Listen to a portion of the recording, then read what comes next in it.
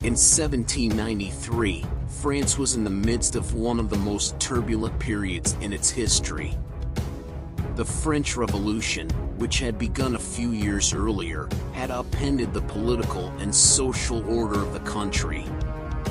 The monarchy had been overthrown, and the First French Republic was established in 1792. However, the young republic was far from stable. Internally, it faced significant opposition from Royalists, who sought to restore the monarchy. Externally, France was at war with several European monarchies, including Great Britain, Spain, and Austria, all of whom feared the spread of revolutionary ideals and sought to curb the Republic's influence. This period is often referred to as the French Revolutionary Wars, which were marked by conflict both within France and against foreign powers. The internal instability was fueled by divisions among the French people. Many regions resisted the radical reforms imposed by the government in Paris, leading to armed uprisings. Toulon, a key port city in southern France. The city had a strong Royalist faction, and when they rose up against the Republican government, they sought aid from foreign monarchies. Toulon's strategic importance was undeniable. As the main naval base for France's Mediterranean fleet, its harbor was home to a significant portion of the French Navy. Losing control of Toulon would not only undermine the Republic's naval strength but also open the southern coast of France to invasion. Royalist forces, in cooperation with the British and Spanish, took control of Toulon in August 1793. This move threatened the Republican government, which quickly mobilized forces to recapture the city. Thus, the Siege of Toulon began, a critical conflict that would shape the future of the war and play a significant role in the rise of Napoleon Bonaparte. Strategic importance of Toulon. Toulon held immense strategic significance due to its location and role as a military stronghold. Situated on the southern coast of France along the Mediterranean, Toulon was one of the most important ports in Europe at the time. Its natural harbor was deep and well protected, making it an ideal base for naval operations. This geographic position provided access to key maritime routes in the Mediterranean, allowing for the defense of the southern coast of France and the projection of naval power across the region. For the French Republic, Toulon was invaluable. It housed a significant portion of the French Mediterranean fleet, including large ships of the line, essential for maintaining control over the seas. In a time of war, losing this fleet would weaken France's ability to defend its coastlines and disrupt enemy supply lines. Toulon was not just a naval base, but a symbol of France's maritime strength, and its loss would have been a crippling blow to the Republic. The Royalists, on the other hand, saw Toulon as a key asset in their rebellion against the revolutionary government. By seizing the city, they gained control over a major military base and sought to strengthen their position by aligning with foreign monarchies.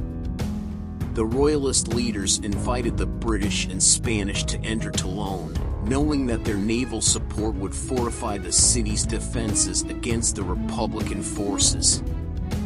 For Britain and Spain, Toulon represented an opportunity to deal a severe blow to revolutionary France. By controlling the city, they could cripple the French Mediterranean fleet and potentially open a new front against the Republic. The foreign forces supporting the Royalists quickly turned Toulon into a fortified position. British and Spanish fleets took control of the harbor, and defensive measures were strengthened along the city's perimeter. Fortifications were erected on key heights surrounding the city, providing artillery positions that could control the approaches by land and sea. They sought to make Toulon an impregnable bastion, holding off the Republican forces long enough to spark wider unrest and weaken the revolutionary government. The Republican forces understood the significance of recapturing Toulon. Not only was it vital for their naval power, but they also recognized the political and psychological blow that its loss represented. The Republicans quickly mobilized an army to besiege the city, hoping to cut off supplies and reinforcements and force a surrender. The siege would become a key moment in the broader conflict, as both sides recognized the strategic value of this Mediterranean stronghold. Opposing forces, the players at Toulon. The Siege of Toulon brought together a complex mix of forces, each with their own motivations and strategies. On one side were the French Republican forces, determined to reclaim the city and preserve the revolution. On the other side stood the Royalist rebels, who had seized Toulon and allied themselves with several foreign powers: Britain, Spain, Naples, and Piedmont. Each faction contributed to the shaping of the conflict, bringing different tactics and resources to the battlefield. The French Republican forces were largely made up of soldiers loyal to the revolutionary government in Paris. They were driven by the need to suppress internal rebellion and repel external threats. The Republicans were operating under significant pressure, knowing that the fall of Toulon represented not only a military setback but also a political and symbolic defeat. Their forces were composed of both professional soldiers and revolutionary volunteers, many of whom had limited formal military training. Despite this, the Republicans had a strong sense of purpose and were fighting to restore control over the strategically critical city. The Republican commanders relied heavily on traditional siege tactics to overwhelm the defenders. Their approach was to surround Toulon, cutting off supply lines and preventing any reinforcements from reaching the city. They established a series of trenches and gun batteries around the city's defenses, slowly tightening the noose around the Royalists. Artillery played a central role in their strategy, with the Republicans concentrating their fire on key defensive positions. They aimed to breach the outer fortifications, forcing the defenders to fall back and eventually surrender. Throughout the siege, the Republicans were assisted by a rising artillery officer named Napoleon Bonaparte, whose expertise in positioning and directing the cannons proved decisive. On the opposing side were the Royalist rebels, who had taken control of Toulon and were determined to hold it against the Republican assault. These Royalists were mainly local citizens who opposed the revolutionary government and sought to restore the monarchy. They knew that they could not defend Toulon on their own, so they turned to foreign monarchies for support. In doing so, they essentially handed control of the city to the foreign powers, whose fleets anchored in the harbor. The foreign allies, Britain, Spain, Naples, and Piedmont, quickly moved to reinforce Toulon. Each of these nations had its own interests in seeing revolutionary France weakened. The British Navy, led by Admiral Hood, played a key role in defending the harbor. Their ships blocked the Republican fleet from approaching by sea and provided artillery support from the waters. British forces also assisted in manning the fortifications around the city, particularly on key heights that overlooked the surrounding areas. The Spanish forces were similarly vital in the defense of Toulon. Spanish troops bolstered the ground defenses, working closely with the British to reinforce the city's vulnerable points. Both British and Spanish commanders focused their efforts on holding the forts surrounding Toulon, recognizing that these positions were critical to maintaining control over the city. They knew that if the Republicans captured these forts, they could rain artillery fire on the city and the harbor. Troops from Naples and Piedmont were also present, although in smaller numbers. These forces were integrated into the overall defense strategy, often acting as auxiliary support for the British and Spanish units. Their presence reflected the broader European coalition against revolutionary France, with each monarchy eager to contribute to the defeat of the Republic. While the Royalists and their foreign allies had the advantage of controlling fortified positions and the harbor, they faced significant challenges. The foreign coalition lacked unified leadership, with each nation's commanders pursuing their own objectives. This disunity often hampered their ability to respond quickly to the Republican assault. Additionally, the defenders were heavily reliant on the naval presence in the harbor. If the Republicans could breach the land defenses and bring their artillery to bear on the harbor, the foreign fleets would be forced to withdraw. Both sides employed distinct tactics during the siege. The Royalists and their allies focused on holding strong defensive positions, relying on fortifications and artillery emplacements to fend off the Republican forces. They aimed to stretch the siege out as long as possible, hoping that either the Republicans would be forced to retreat or that additional reinforcements from abroad might arrive. The Republicans, however, had the advantage of being the attacking force. They could dictate the pace of the siege, gradually weakening the defenders through bombardment and attrition. Their use of artillery to target specific defensive points, combined with their slow but steady advances through trench warfare, eventually tipped the balance in their favor. In the end, it was a combination of strategic missteps by the defenders and the relentless pressure from the Republican forces that decided the outcome of the siege. The combatants at Toulon, despite their diverse backgrounds and motivations, were bound together in a struggle that would have far-reaching consequences for the future of France and the course of the Revolutionary Wars.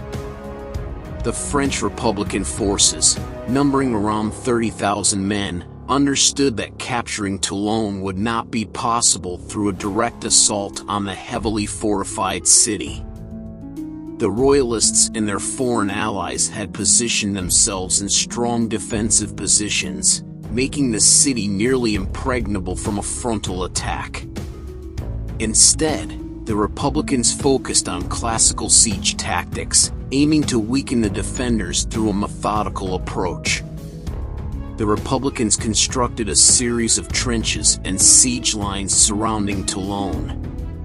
Trench warfare, which was gaining prominence in this period, allowed the attackers to gradually advance on fortified positions while minimizing their exposure to enemy fire. The trench system provided protection for the troops as they inched closer to the city's outer defenses. Each advance was carefully planned, with soldiers digging trenches under cover of night to avoid being targeted by artillery. These siege lines were not just a means of protection but also served as bases for the placement of artillery.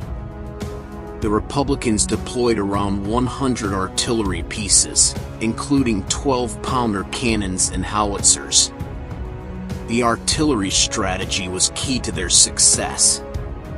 The Republicans placed heavy emphasis on the use of artillery bombardment to soften up the enemy defenses before launching infantry assaults. Under the direction of Napoleon Bonaparte, who was in charge of the artillery, the cannons were placed in positions that could bring overwhelming firepower to bear on critical points in the Royalist defenses.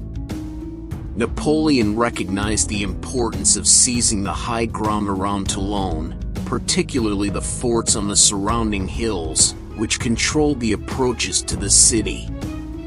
By taking control of these heights, the Republicans could bring their artillery to bear on both the city and the harbor. The Republicans targeted Fort Leguillet, a key defensive position that overlooked the city and controlled access to the harbor. Taking this fort would allow the Republicans to position their cannons in a way that threatened both the defenders inside the city and the foreign fleets stationed in the harbor.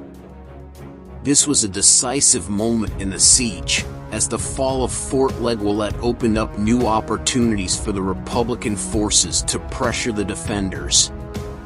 On the other side, the Royalist and foreign defenders, numbering about 17,000 soldiers, implemented a strategy of defense in depth.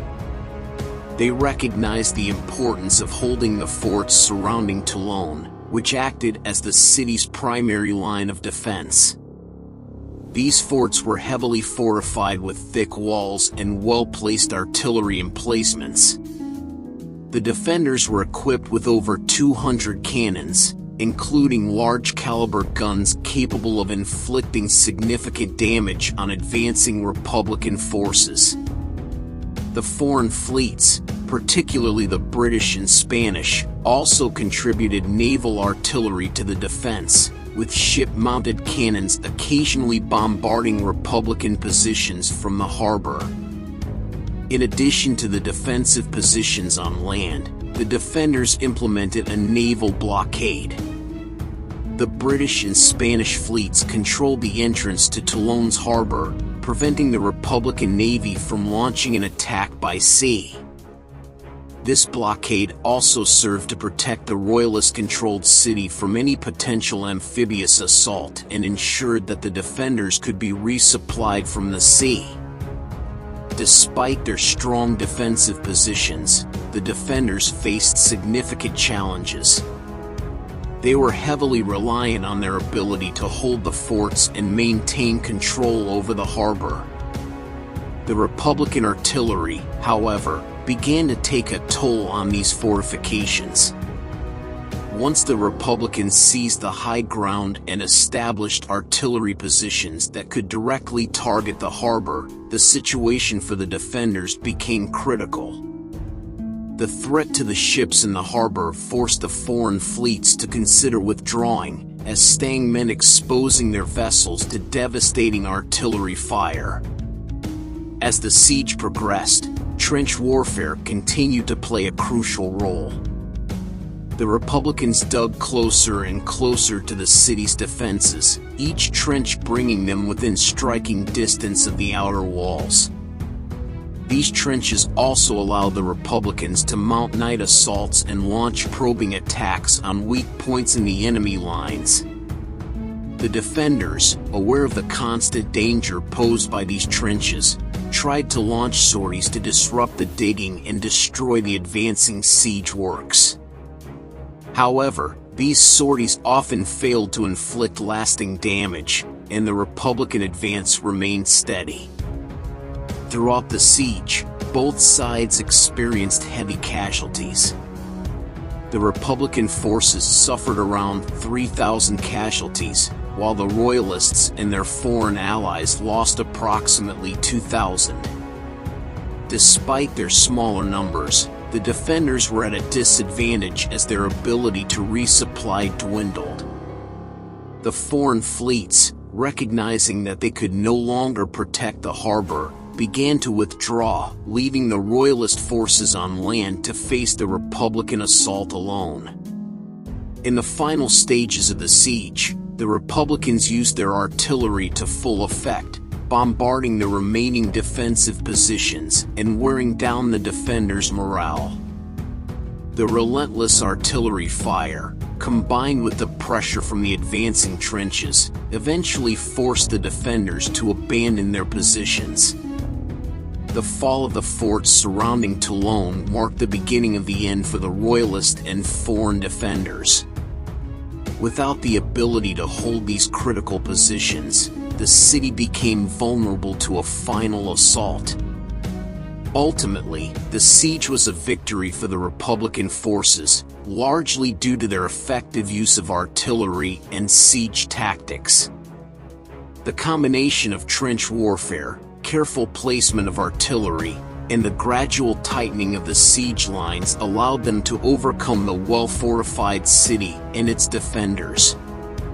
Toulon fell after months of intense fighting, marking a crucial turning point in the Revolutionary Wars and cementing the importance of siege tactics in the warfare of the era. The rise of Napoleon Bonaparte. The Siege of Toulon marked a pivotal moment in the rise of Napoleon Bonaparte, a young and relatively unknown artillery officer at the time. His role during the siege showcased not only his military acumen but also the strategic thinking that would come to define his career. Although the Republicans were determined to retake the city from Royalist forces and their foreign allies, it was Napoleon's decisive intervention that turned the tide in their favor. Napoleon was initially appointed to oversee artillery operations, a position that allowed him to display his expertise in siege tactics. Toulon presented a complex battlefield, as it was a heavily fortified city, supported by British and Spanish fleets in the harbor. The challenge for the French Republican forces was not just to breach the city's defenses but to break the naval blockade that gave the Royalists a strategic advantage. The besieging army had struggled in its initial efforts due to ineffective leadership and the difficult terrain, which included hills, forts, and coastal defenses. Napoleon immediately recognized that the key to victory lay in gaining control of two specific points: the heights overlooking the harbor and Fort l'Aiguillette. The fort, situated on a strategic hill known as l'Aiguillette, controlled access to the harbor, and if captured, could prevent the British fleet from holding its position. With this in mind, Napoleon reorganized the artillery, concentrating his firepower on these critical areas. His plan involved precise artillery bombardment, designed to weaken the defenses before launching a direct assault. The siege tactics used by Napoleon relied heavily on the effective positioning and use of artillery. He advocated for the placement of heavy guns in positions where they could inflict maximum damage on enemy fortifications. His leadership led to the establishment of new batteries, closer to the enemy, which dramatically increased the effectiveness of the Republican bombardment. By focusing fire on the Royalist-controlled forts and disrupting their supply lines, Napoleon was able to slowly wear down their defenses. On the other side, the Royalists and their foreign allies were well entrenched. The British, in particular, played a significant role in defending the city's harbor and maintaining the naval blockade. Their tactics included strengthening the city's fortifications and using the fleet to resupply and support the defenders. However, their reliance on holding Fort l'Aiguillette and the surrounding heights became their undoing, as Napoleon's relentless artillery fire made these positions increasingly untenable. The turning point came when Napoleon, having successfully concentrated fire on Fort l'Aiguillette, recommended an assault on the position. In a coordinated attack, Republican forces, bolstered by artillery support, overran the fort, forcing the British fleet to withdraw from the harbor. With the naval blockade broken and the fortifications in disarray, the Royalist resistance collapsed, and the city fell soon after. Napoleon's role in the Siege of Toulon was widely recognized as a key factor in the Republican victory. His innovative use of artillery and understanding of siege warfare earned him praise from senior commanders and led to his promotion to brigadier general at the age of 24. This victory not only marked the beginning of his rapid rise through the military ranks but also demonstrated his tactical brilliance, which would later define his larger campaigns across Europe. Fall of Toulon and aftermath. The fall of Toulon marked the climactic end to a fierce and complex siege that tested the resolve of both the besieged Royalists and the attacking Republican forces. The final phase of the siege was a desperate struggle, with each side using distinct tactics to either defend or seize the vital port city. As the Republican army closed in on Toulon, they intensified their artillery bombardment, focusing on key defensive positions around the city. Led by the young artillery officer Napoleon Bonaparte, the Republicans employed carefully calculated cannon fire to weaken the Royalist fortifications. Bonaparte's strategy centered on capturing Fort Mulgrave and Fort l'Etoilette, which commanded the harbor. From these elevated positions, the Republican forces could direct their artillery toward the British fleet and the inner defenses of the city. The systematic bombardment of these forts, along with well-coordinated infantry assaults, eventually breached the Royalist defenses. The Royalists and their foreign allies, British, Spanish, Neapolitan, and Piedmontese forces, realized the gravity of their situation as Republican forces gained ground. In response, they shifted to a defensive posture, fortifying their positions and focusing on delaying the inevitable Republican advance. Their defensive efforts, however, were strained by conflicting command structures and differing objectives among the Allied forces. The Royalists were fighting to preserve Toulon as a safe haven for anti-revolutionary forces, while the British and Spanish were primarily interested in preventing the Republicans from capturing the French Mediterranean fleet. As the Republicans seized key strongholds, it became clear that the fall of Toulon was imminent. In a last-ditch effort, the Royalists and their foreign allies decided to destroy the French fleet docked in the harbor to prevent it from falling into Republican hands. The destruction of this fleet was a blow to France's naval power, but the tactical decision was seen as a necessary sacrifice to deny the Republicans control over such a critical asset. When the Republicans finally entered the city, chaos erupted. Many of Toulon's citizens had supported the Royalists, and in the aftermath of the Republican victory, they faced brutal reprisals.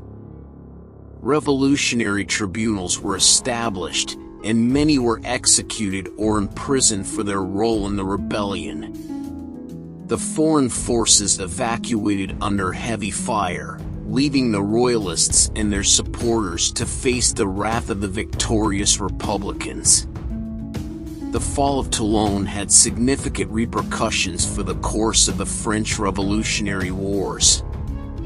While the destruction of the fleet was a temporary setback for France's naval ambitions, the victory consolidated Republican control in southern France and marked a turning point in the war. Toulon's recapture not only cemented the Republic's hold on the Mediterranean but also served as a crucial moment in the rise of Napoleon Bonaparte, whose role in the siege brought him to the attention of senior military leaders. In the aftermath, Toulon was left devastated by the fighting and the political purges that followed. The city's recovery would take time, but the siege remains a defining moment in French military history. It underscored the intensity of the internal divisions within France during the Revolution and the lengths to which the Republic would go to suppress dissent and secure its borders. Impact on the French Revolutionary Wars. The Siege of Toulon had a profound impact on the French Revolutionary Wars, shaping the course of future military campaigns and altering the balance of power in the Mediterranean. It was not just a singular event, but a moment of transformation that demonstrated the tactical resilience of the French Republic, while also signaling the emergence of new military leadership, most notably in the figure of Napoleon Bonaparte. Tactically, the siege highlighted the adaptability and determination of the Republican forces. Initially outgunned and facing a coalition of Royalists and foreign powers, including the British and Spanish, the Republicans adopted siege tactics that involved both trench warfare and concentrated artillery fire. Napoleon, then a young artillery officer, played a pivotal role by organizing and directing the placement of artillery that eventually led to the capture of strategic points like Fort L'Aiguillette. This was a critical moment in the siege because it allowed the Republicans to command the harbor and effectively cut off the Royalist and Allied forces from reinforcements. On the opposing side, the Royalists and their allies attempted to use their superior naval power to maintain control of Toulon's harbor. The British, in particular, sought to defend their position through a combination of naval blockades and fortifications around key points in the city. However, their reliance on traditional defense strategies and their failure to disrupt the steady encroachment of the Republican siege operations proved fatal. As the Republicans tightened their grip on the city, the foreign fleets were forced to withdraw, and in their retreat, they scuttled a significant portion of the French Mediterranean fleet, a desperate move that revealed their complete loss of control. The long-term consequences of this victory were significant. The recapture of Toulon not only safeguarded one of France's most vital naval bases but also secured the Republican government's hold on the south of France. It dealt a severe blow to the Royalist cause within the country, weakening internal opposition. Internationally, the victory was a signal that the French Republic was a force capable of repelling foreign intervention, a message that would resonate throughout Europe. In the Mediterranean, the fall of Toulon had an immediate effect on naval strategy. The destruction of the fleet crippled France's naval presence in the region, but it also galvanized the Republic to rebuild and restructure its naval forces. In the years following the siege, the Mediterranean became a critical theater of war, with both French and British forces vying for control. Toulon's recapture allowed the French to begin launching more effective naval operations, setting the stage for future engagements such as the campaigns in Egypt and Italy. Perhaps most significantly, the siege marked the rise of Napoleon Bonaparte. His tactical brilliance in Toulon did not go unnoticed by the French military leadership, and it was from this point that his rapid ascent through the ranks began. Toulon was the first step in a career that would see him dominate European warfare for the next 2 decades. The siege showed how the French revolutionary military, which was often seen as chaotic and disorganized, could achieve decisive victories when employing new strategies and capable leadership. The Republican victory at Toulon had far-reaching consequences. It secured the Mediterranean coastline for the French Republic, disrupted Royalist and foreign efforts to destabilize the revolution, and set the stage for France's military resurgence in the region. Moreover, it introduced the world to Napoleon Bonaparte, whose influence would shape not only the course of the Revolutionary Wars but also the future of European history. The siege was a turning point, one that demonstrated the resilience of revolutionary France and its ability to overcome both internal rebellion and external threats. Legacy of the Siege of Toulon. The Siege of Toulon left a profound legacy in military history, particularly in how it shaped future strategies, military careers, and warfare in Europe. One of the most significant aspects of this legacy is the role the siege played in developing siege tactics and its influence on European military doctrine. The battle also marked the rise of Napoleon Bonaparte, whose involvement in Toulon would launch his career, ultimately changing the course of European history. At its core, the Siege of Toulon was a tactical engagement defined by the effective use of artillery. Napoleon's innovative positioning of cannons and his understanding of artillery's central role in siege warfare led to decisive breakthroughs for the French Republic. His use of elevated ground to bombard key positions like the British-held forts was a notable departure from the conventional tactics employed by both sides. By focusing fire on the heights surrounding Toulon, Napoleon crippled the defensive capabilities of the Allied forces. His emphasis on concentrated artillery barrages to clear entrenched positions became a foundational element of siege tactics, setting a precedent for the use of heavy artillery in future European conflicts. From the defending side, the Royalist and Allied forces initially relied on the traditional defensive measures of entrenchment and fortifications, aimed at holding strategic points across Toulon. The Royalist commanders, supported by British and Spanish naval forces, tried to fortify key positions and control access to the port, with the hope of holding out long enough for reinforcements. Their use of naval superiority also played a significant role in the early stages of the siege, allowing them to maintain supply lines and reinforce certain defensive strongholds. However, their failure to adequately predict the Republican artillery's impact proved disastrous. Napoleon's decision to prioritize the recapture of the forts overlooking Toulon's harbor shifted the balance in favor of the Republican forces. Once these positions fell, the Royalists and their allies were forced to retreat under heavy bombardment, leading to the abandonment of the city.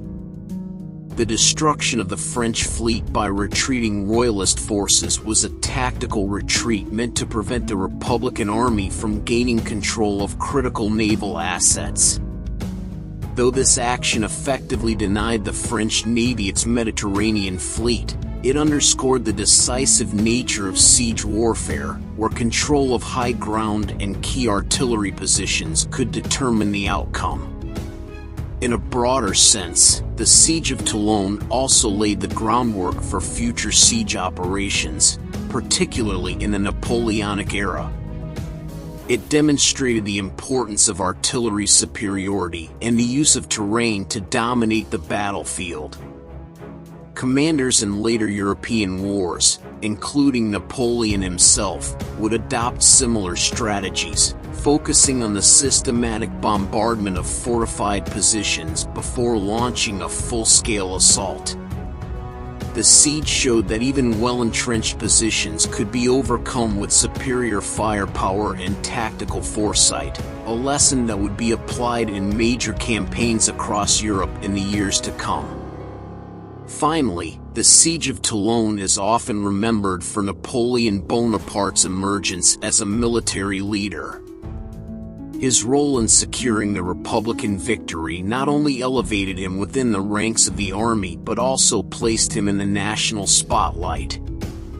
Toulon became a defining moment for Napoleon, showcasing his ability to combine innovative military tactics with strategic insight. His swift rise from a relatively unknown artillery officer to a celebrated hero of the Republic can be traced back to this battle. It was here that he began to cultivate his reputation as a brilliant strategist, a reputation that would later see him ascend to the heights of power in France and reshape the European continent through his campaigns. On the whole, the legacy of the Siege of Toulon lies in its tactical innovations, its impact on siege warfare, and the meteoric rise of Napoleon Bonaparte. The lessons learned from this siege influenced European military thought for decades and provided a glimpse of the transformational role Napoleon would play in future conflicts.